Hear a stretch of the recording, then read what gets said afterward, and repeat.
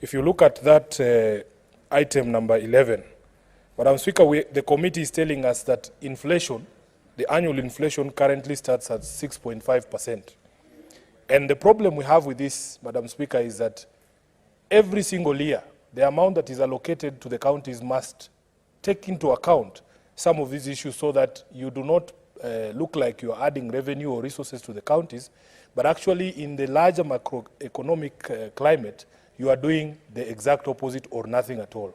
So, Madam Speaker, if indeed it is true that annual inflation is currently at 6.5, and then you look at what we as a Senate approved to go to the counties in terms of marginal increase, it was only representing about 4%.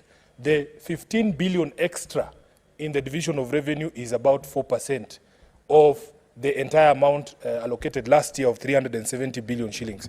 What that tells you, Madam Speaker, is that if you merge those two figures, the annual inflation and the amount, the marginal increase in the allocation to the counties, is that we have actually done a disservice to the counties. And this is part of the issue we were raising yesterday and on the date of a debate on division of revenue. Madam Speaker, as Nairobi, for instance, we had an allocation of 19.25 billion in the financial year ending June 2023, and we are getting a marginal increase of only 823 million shillings, Madam Speaker, in this particular financial year.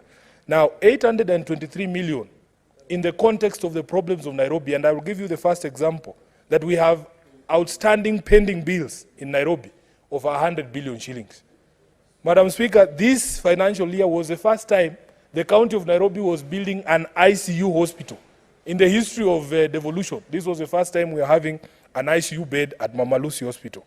If you look at the needs of the people of Nairobi, Madam Speaker, I will continue to remind my colleagues that when it comes to the division of revenue, we must assess all these factors and ensure that the counties get money that is actually substantial for them to make any meaningful progress. In fact, this position is further buttressed by the submissions of the Council of Governors themselves at page 5 of that report, Madam Speaker. And this I want to just read verbatim from the report of the committee itself. Under paragraph 31, these are the submissions of the Council of Governors, that the increase of 15.425 billion, they call the increase itself a paltry increase, and I agree with the Council of Governors. And they say the county governments will face major challenges in the performance of their functions and delivery of services to citizens in financial year 2023-2024, given the paltry allocation that we gave them as Senate. Be that as it may, Madam Speaker, there are things that at least I am happy that the committee listened to, and because of certain unique issues in the Nairobi County Assembly, I am happy that the committee listened to them, and they have approved an increase of about 200 million shillings in the ceiling of expenditure of the County Assembly of Nairobi.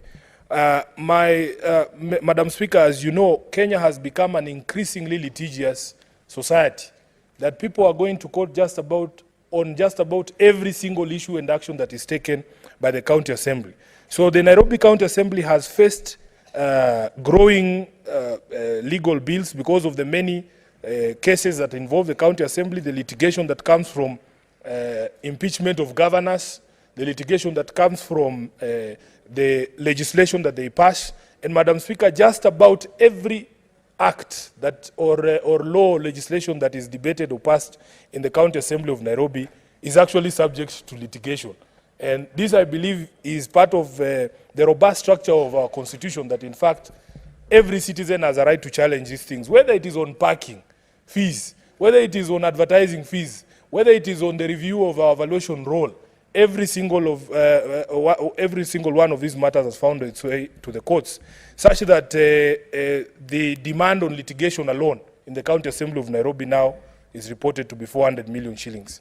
Madam Speaker, secondly, there's a question of the increase in the cost of public participation. I have heard my colleagues here refer only to the geographical size of the counties as one of the factors that determine or affect the cost of public participation. But you should also factor in the sort of population, the sort of population that you are governing. Because Nairobians, Madam Speaker, as my delegation member, Honorable Karen Nyamu, will bear me witness, We are very woke here in Nairobi. I think that's the term that the young people are using. That every single thing you do in the name of the people of Nairobi is subject to question by the people of Nairobi, and they would want to participate.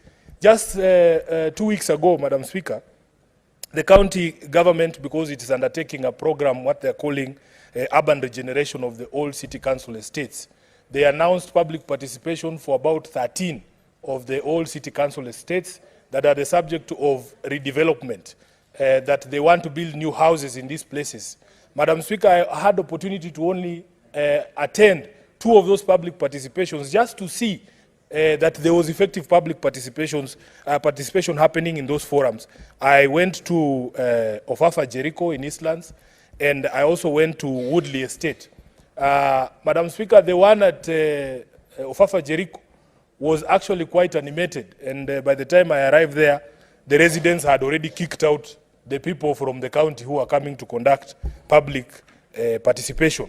So when the county assembly tells me that, in fact, the cost of public participation in Nairobi has gone up, and the nature and the need for engagement of the citizens on just about every single thing that happens in the assembly, then I actually believe them.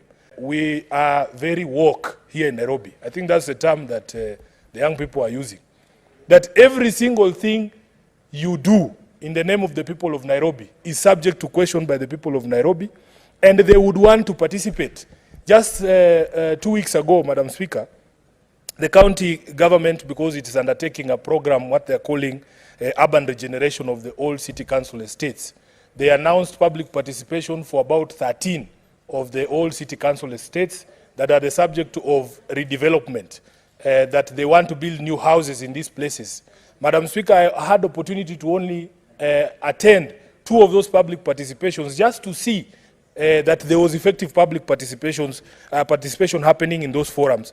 I went to Ofafa Jericho in Eastlands, and I also went to Woodley Estate. Madam Speaker, the one at Ofafa Jericho was actually quite animated, and by the time I arrived there, the residents had already kicked out the people from the county who are coming to conduct public participation. So when the county assembly tells me that, in fact, the cost of public participation in Nairobi has gone up, and the nature and the need for engagement of the citizens on just about every single thing that happens in the assembly, then I actually believe them.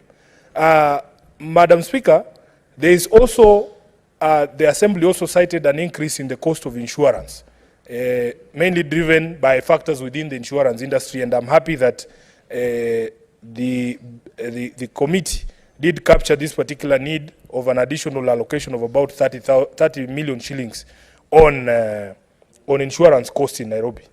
Madam Speaker, therefore, whereas we support the ceilings, we wish that we had done better as a Senate on the division of revenue. But let me conclude by speaking to something that the Senator for Kitui also alluded to on the question of late disbursements. It has become the song in every meeting we have at the Public Accounts Committee that, in fact, it looks like it is a pointless exercise for us to allocate these resources to counties, yet they actually never receive those resources. And when they receive them so late that all they do is when the money comes, it goes to payment of outstanding bills. Madam Speaker, we have had a conversation with people from Treasury, and we have asked the question, does the current National Treasury understand that it is not a national government treasury, but it is a national treasury? And you can see open bias in the manner in which these 2 levels of governments are actually financed. When we had a conversation or a meeting with the CS Treasury and his PS, I think as of the beginning of May, 2 months to the close of the financial year, about 90 billion out of the 370 billion that we had allocated to the counties in the last financial year was still undisbursed. Such a huge percentage of it, of the total allocation, is still pending. When you compare that to the 2 trillion that had been allocated to the national government, only about 20 billion was remaining, which tells you that when money hits our treasury and somebody is sitting there and saying, what are the priorities we have as a national treasury? they never consider counties as a priority. And that is the reason why we are saying we need a review. Maybe we need to even change the name.